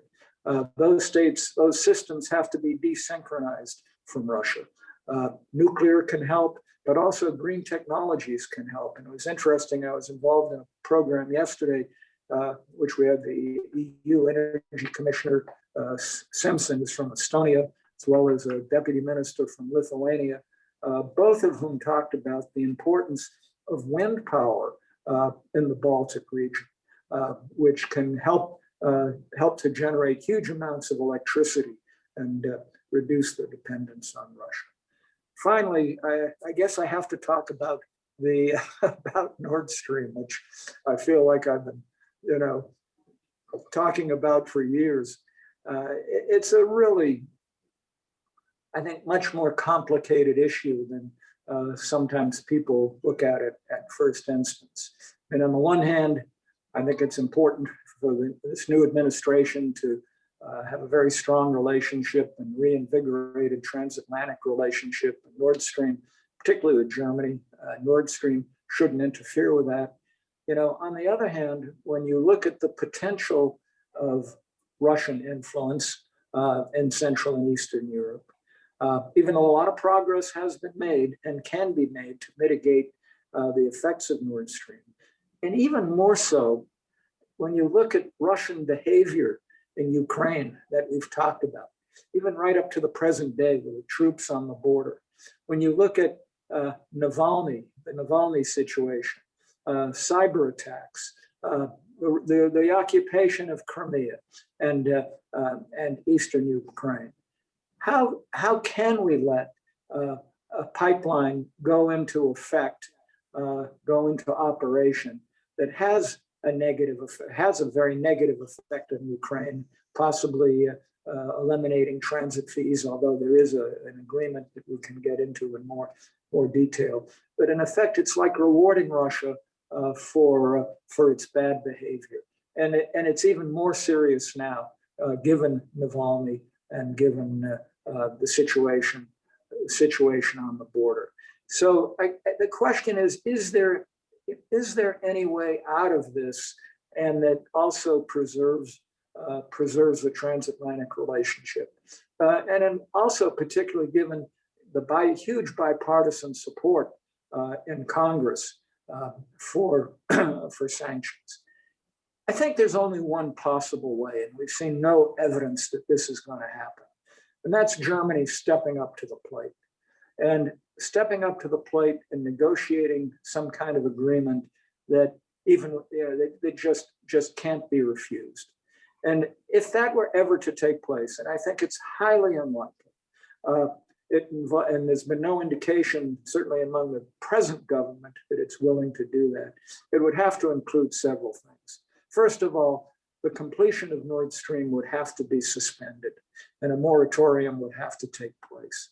That negotiations would have to take place that would fully take into account the interests of stakeholders, including Central and Eastern Europe, which I think would mean that Germany would have to be a major player in the Three Seas initiative, and also do more with respect to its security relationship in Central and Eastern Europe, and its relationship with NATO. And with respect to Ukraine, there would have to, and I know people say, oh, how can you trust Russia to maintain an agreement? And they could easily renege on an agreement. But very strong provisions, perhaps escrow funds to guarantee that the transit fees would be paid, but sanctions would go into effect immediately if Russia breached the agreement. Again, difficult to negotiate, and also no indication at this point that it can happen. So given that Germany has not stepped up to the plate, to me, I think that we have to go forward in implementing the existing sanctions. That may or may not end up delaying preventing the completion of the pipeline. And even if the pipeline is completed, there's still, and heavy sanctions go into effect, there still could be negotiations at that point, if potentially to get to a waiver. Again, I think very difficult, but I think we need to go ahead with sanctions, let the chips fall where they will. Hopefully that issue will not sidetrack other critically important issues that the United States has with Europe, and that we would need to see how it plays out. So let me leave it at that for now. Excellent, Ambassador Morningstar. Thank you, Ian, Ambassador Volker. Thank you as well for your comments. You have given us a lot to digest in the past 30 minutes and I'm sure with a lot of questions. And I want to remind the that is watching that please submit your questions in the question and answer in the Q&A function at the bottom of your screen. And I will take this as the moderator's prerogative to a couple of follow-up questions based upon the presentations given by our panelists. I happen to agree with all three of the panelists in terms of there is a tone that can be set in terms of our policy with our NATO allies, but also it has to come into practice. And this actually reminds me of something, Ambassador Morningstar, you had mentioned our relationship in the late 90s and how we were fighting for assistance to at that time, what was called the new independent states, specifically for Ukraine in my perspective, in my aspect.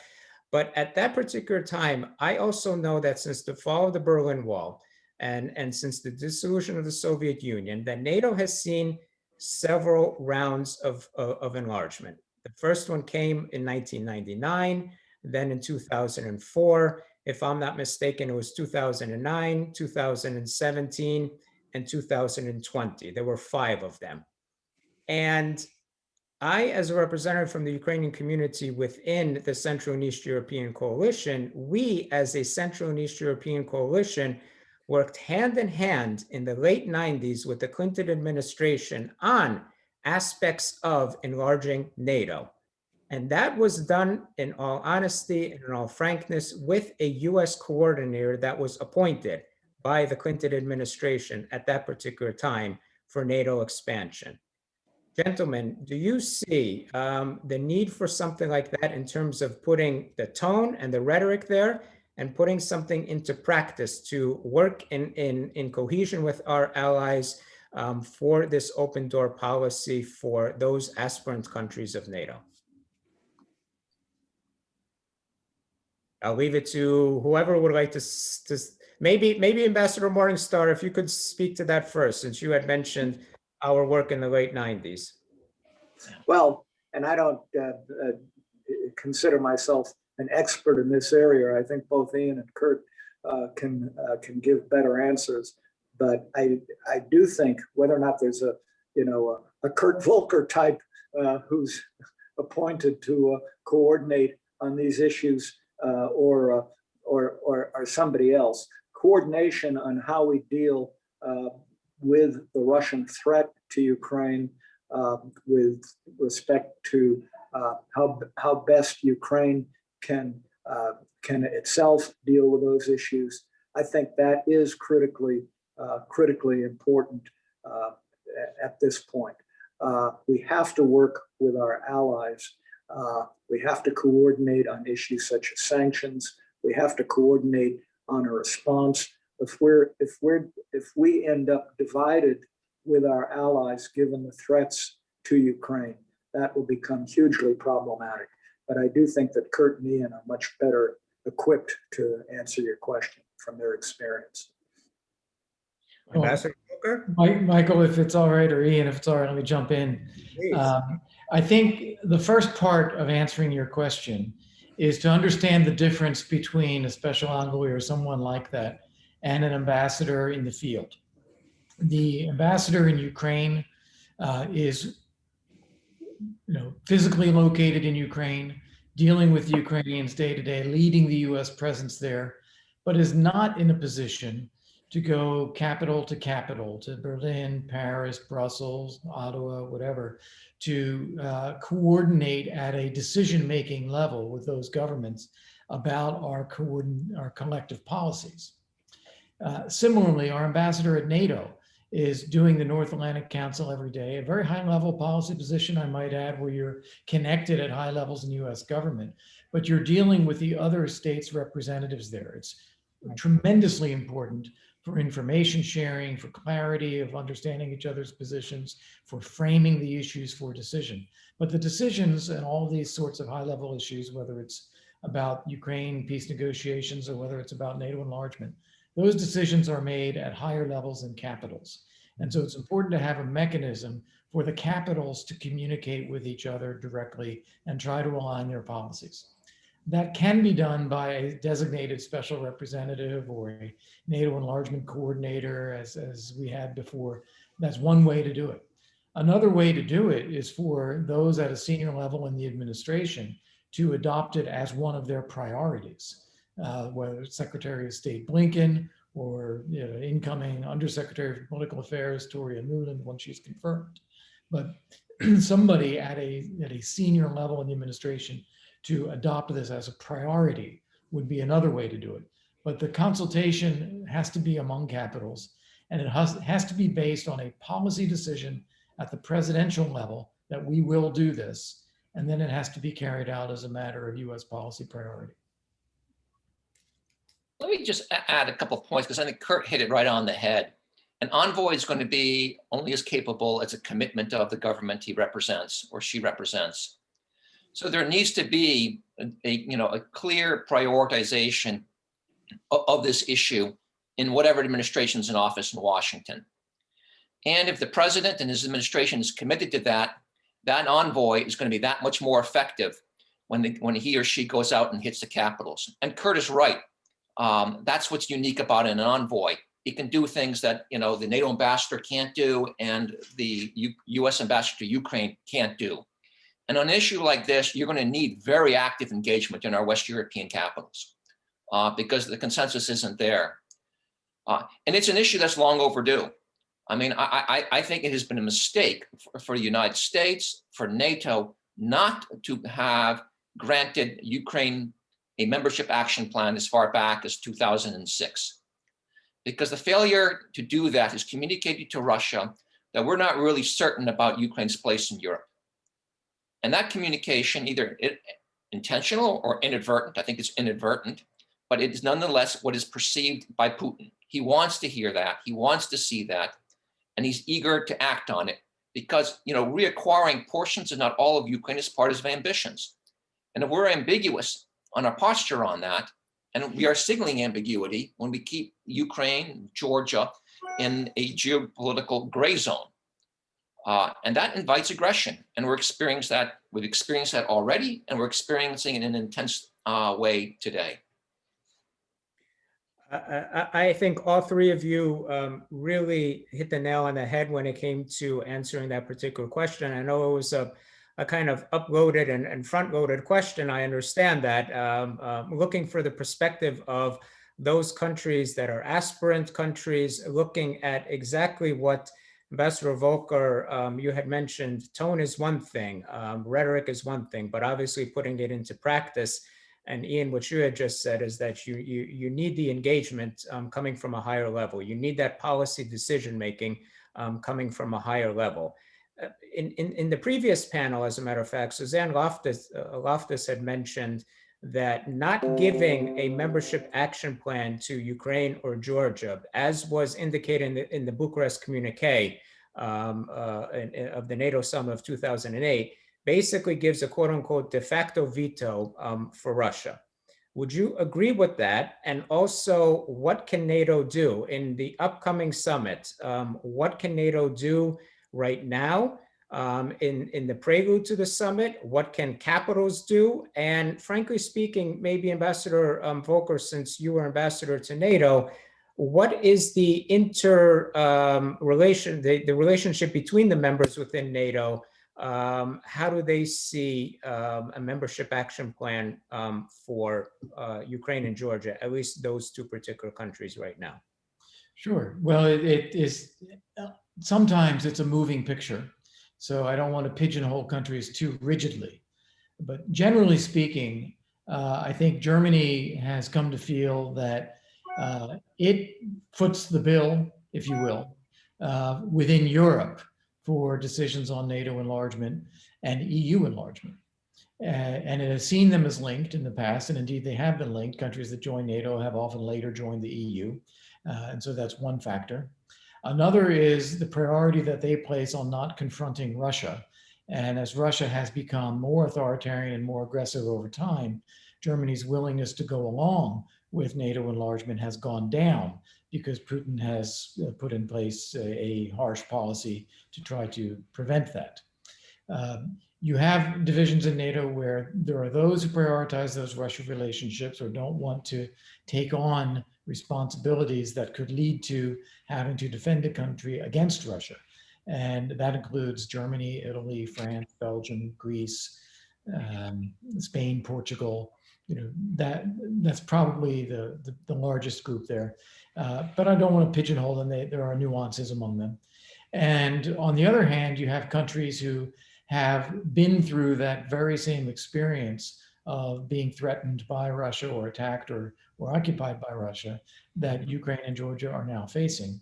And that includes the Baltic states and Poland and Czech Republic, Slovakia, Bulgaria to some degree, Romania to some degree, Netherlands, not occupied, but obviously supportive of that. So there's a different group there.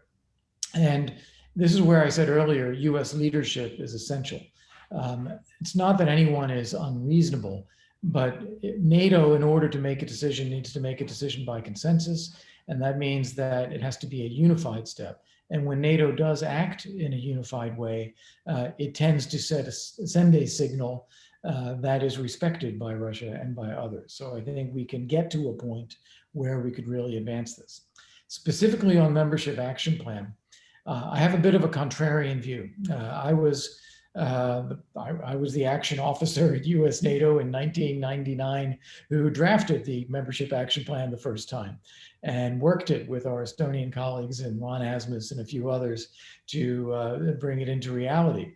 And the intent there was that because we were not in a position to offer NATO membership to the Baltic states and others who did not make it into the first round, we wanted to create a set of actions, a set of activities that NATO and those countries would engage in that would allow them to get to the point of being qualified for NATO membership. Mm-hmm. This centered around the idea of an annual national plan where countries would declare their intentions to develop their own ability to qualify for NATO membership and work on that. And NATO would support that national plan and participate in ways where it could.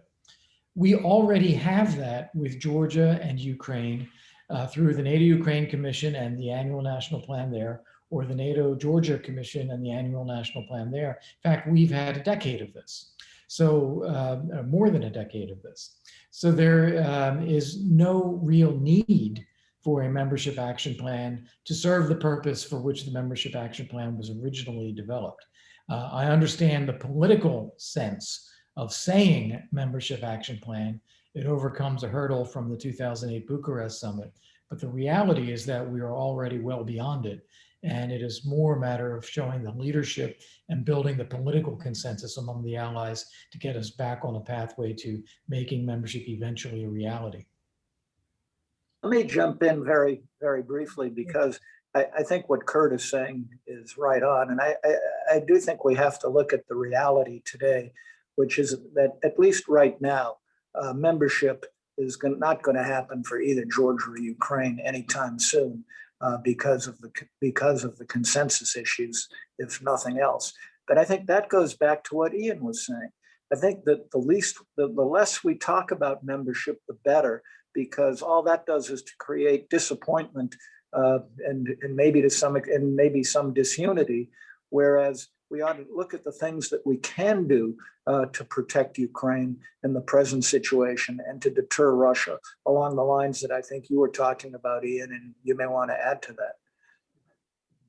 I guess I have a little bit of a different perspective.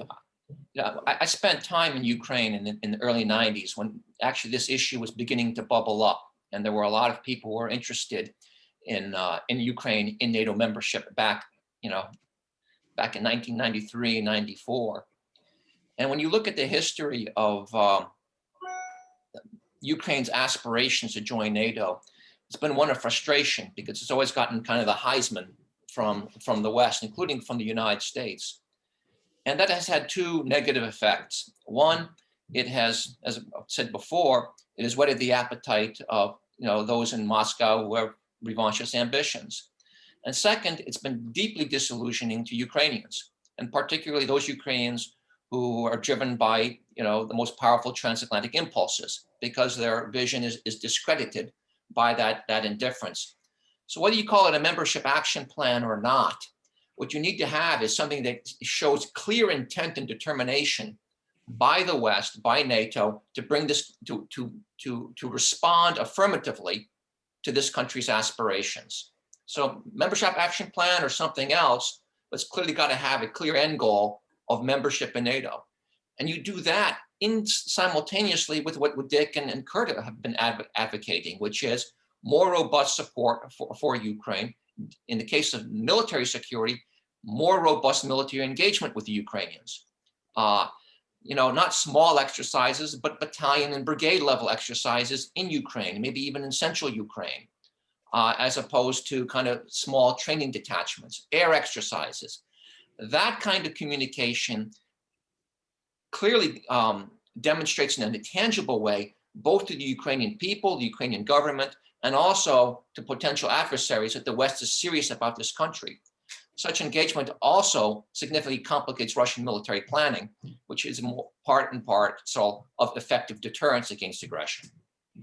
So I think a little bit more clarity is where I may disagree with my colleagues, but I think we're in sync when it comes down to doing more to make that vision tangible, that commitment tangible. Dr. Volker, please. Yeah, thanks. I agree with Ian, and I think I just want to say I don't think there's anything incompatible between doing what we can as practical matters now to support Ukraine's security and trying to pave a pathway among our allies toward an eventual consensus on NATO membership, knowing that that's not going to happen now. That's something down the road, but I don't think those things are incompatible. There's one other point that I wanted to bring up on this, since we're getting into this discussion, is we should not allow Putin's occupation of parts of Georgia or parts of Ukraine to be an obstacle to consideration of NATO membership. The countries can qualify on the merits or not qualify on the merits, but they shouldn't be penalized because Putin has occupied part of their countries. And the way to go about that is for them, as Georgia has already done, is to have a clear policy of no first use of force in the recuperation of those territories. They're not seeking to recover them by force, and that NATO will not view this as a responsibility under Article 5 to take these territories back. We both would agree with each other, NATO and the aspirant country, that we only support the peaceful reintegration of these territories. And with that, I think you could form a basis for how these countries could join NATO, even though part of their country remains occupied, much as East Germany was occupied by the Soviet Union when Germany joined. I'm glad, Ambassador Volker, that you mentioned that, because I was just going to bring that up. So you read my mind, and I appreciate that that you brought that up. Ambassador Morningstar, you had mentioned in terms of Nord Stream 2 that you said that Germany has to step up to the plate. But how do we, two questions. If we want Germany to step up, which obviously we do, how do we get them to step up? And two, you had mentioned that if they don't, that a matter of stopping Nord Stream 2 is to continue implementation of existing sanctions or to further existing sanctions. What other type of sanctions do you see as being feasible for stopping Nord Stream 2 in its tracks? Well, it's that's a difficult question, and I don't know what the U.S. can do more, as far as getting Germany to step up to the plate, other than the signals that I think it's sent. I think it's very clear that the Biden administration has been very clear in stating that it really hates Nord Stream 2, that is giving time for Germany to step up to the plate. I think there may be some hope that if the Green Party, which is very anti Nord Stream, if they become a significant part of the government in September, that could have an effect. But as far as existing sanctions, I think, or new sanctions, I think is a real question, even if we fully implement existing sanctions under the present legislation, that will ultimately cause Nord Stream 2 not to take place.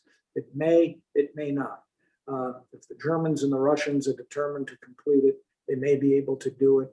And those companies that would be sanctioned question how much the risk really is. The nuclear option of sanctions, which could really create a disruption in the relationship, I think, is to go back to the CATSA sanctions of a few years ago, which doesn't require but gives the administration discretion to implement sanctions with respect to Nord Stream 2, which could mean sanctioning Gazprom itself. It could mean sanctioning companies that would be purchasing from Nord Stream 2. That would really create significant risks, even greater risks, to the US-German relationship. We also have to remember that companies that are participating in the big international companies that are participating in Nord Stream 2 also have huge holdings in the United States, billions of dollars of holdings in the United States. And do we really want to interfere with that, with the jobs that entails? It would just create a mess. I think that at least for now, the best that we can do is to implement as completely as possible the sanctions that were authorized in this past December and in the prior December, the so-called PISA sanctions, and work behind the scenes to try and get the pipeline stopped. I think the best possibility would be a suspension as to the completion to allow for negotiations, which I think, again, would be very difficult to accomplish. Thank you, Mr. Ambassador. I do apologize to the audience members for monopolizing all of the questions here with the panelists. Do we have, Clara, Veronica, do we have any questions from the audience, please? Yes, we do. One of our attendees would like to hear panelists' comments on the policy situation related to deterrence. Last week, President Biden requested a meeting with Putin. Soon after that, the United States allegedly dropped plans to send destroyers into the Black Sea. How does it fit into the current deterrence policy? And I will open this to all panelists, and whoever would like to start is very welcome to. Thank you, Clara. Ian, you want to start? It was a mistake. I mean, when we all of a sudden reversed the course of two destroyers that were supposed to go in the Black Sea at a time when the Russians were building up their forces and threatening action against Allied ships that were converging on the Black Sea, that signals weakness. So that was a mistake. And as I was trying to emphasize in my remarks, as we did in the past, we have to be ready to mirror some of the muscle movements that Russia makes when it's trying to intimidate or posture itself for aggression against, not only our allies, but our partners. And this has been the biggest gap in the West's deterrent posture. Our deployments in response to Russian aggression have been not only hesitant, but also anemic. I mean, think about it. How has our force posture changed against Russia in light of the invasion of Ukraine, which involved the mobilization of over 150,000 troops, a surge into Crimea, a surge into Eastern Ukraine. NATO's response was essentially a US response of moving a squadron of aircraft in the immediate days after that. That was followed by several weeks later with US companies, 3 or 4 companies that spanned across Central and Eastern Europe, the Baltics and Poland, and if I remember correctly, perhaps Romania. Companies, which are, 120 personnel, roughly. Not a fair match. And NATO's deployment, which, you can't argue it's constructive, but, Ukraine was invaded in 2014, and we didn't move the NATO battalions to Poland and the Baltic states until 2017. And they're just that, single battalions. That's pretty slow. During the Cold War, we had much more robust muscle movements. Divisions would be mobilized. Divisions would be moved along the line of confrontation to signal the Russian determination, to posture in ways that would complicate Russian military planning. We're not doing that today. And unfortunately, you know, the US response to this Russian buildup on Ukraine's frontier has been the reversal of 2 ships going into the Black Sea and no other major muscle movements. It sends a signal, and right now we're sending an inadequate signal on the military front. Ambassador Volker, Ambassador Morningstar? I agree with Ian, and I spoke to that earlier. True. Yeah. Please, Ambassador. I'm sorry, I didn't mean to interrupt you, Kurt, if you were going to go further. It sounded like you were done. Yeah, you know, I'm a Democrat, a strong supporter of the Biden administration, but I agree with Ian. You know, this was a screw up. And look, if we're not going to stay consistent and follow through with the destroyers in the Black Sea, we shouldn't have said anything in the first place, because I think it does make us look weak to reverse course on that. I think, you know, to a lesser extent, it's a little bit like Obama's red line in Syria on use of chemical weapons, backing off from that. And you know, I don't think there's anything more to say about it. I think it was a mistake, and you know, hopefully there won't be more. And this is a bipartisan mistake. This is not unique to the Biden administration. Right. Right, right. I guess one last question, as we have a few minutes left here. I don't know how quickly this can be answered, but there's also an informational component here in terms of the informational domain. There's a hybrid warfare that Russia pursues against its neighbors. It's being aggressive, obviously, in terms of cyber attacks and cyber warfare on NATO allies. What do you think can be an actual response from NATO, from the United States, in terms of the leader within NATO, to some of this hybrid warfare that's going on? I mean, this is all going on within an informational domain, and we're all on Facebook, we're all on Twitter, we get information ASAP. So what can NATO do to help combat some of this hybrid warfare that's coming out of Moscow? Yeah, please. If I could, you know, I won't answer the question on NATO because I'm not sure NATO is the central point for information operations. You know, this is an organization designed to throw lead down range, not hold seminars. And I'd like it to keep that focus. But a broader point is we are not committing, the United States is not committing sufficient resources to this incredibly dynamic and expanding realm of information operations. During the Cold War, we had the United States Information Agency, which, if I remember correctly, was shut down in roughly 1998, 1999, at a time when it had a $3 billion budget. That's $3 billion back 20 years ago for information operations, for social engagement and that sort of thing, to communicate in a coordinated way, a more effective message, a more powerful message, a more dispersed message.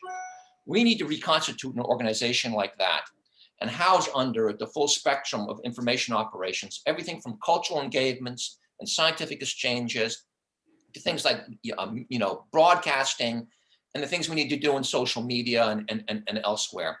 We need to have resources and we need to have structure. And right now we don't have that. And as a result, we've handicapped ourselves in this dimension of great power competition. I guess I would just add that, you know, I think NATO has to play a role with respect to asymmetric operations, just as it does with respect to direct military operations, and that cyber threats are huge in the energy area and in other areas as well. And I think that NATO, in coordination with the member states, including very much so the United States, have to coordinate with respect to what are the best practices with respect to cyber, what are the areas that need to be protected, how can we best identify perpetrators of cyber attacks, and what should our responses be. And I think that this is something that can be, you know, definitely worked on from a NATO standpoint, as well as within the member states themselves. Mr. Ambassador Volker, I'll leave the final word to you, please. Thank you. A very brief final word, because I do need to leave.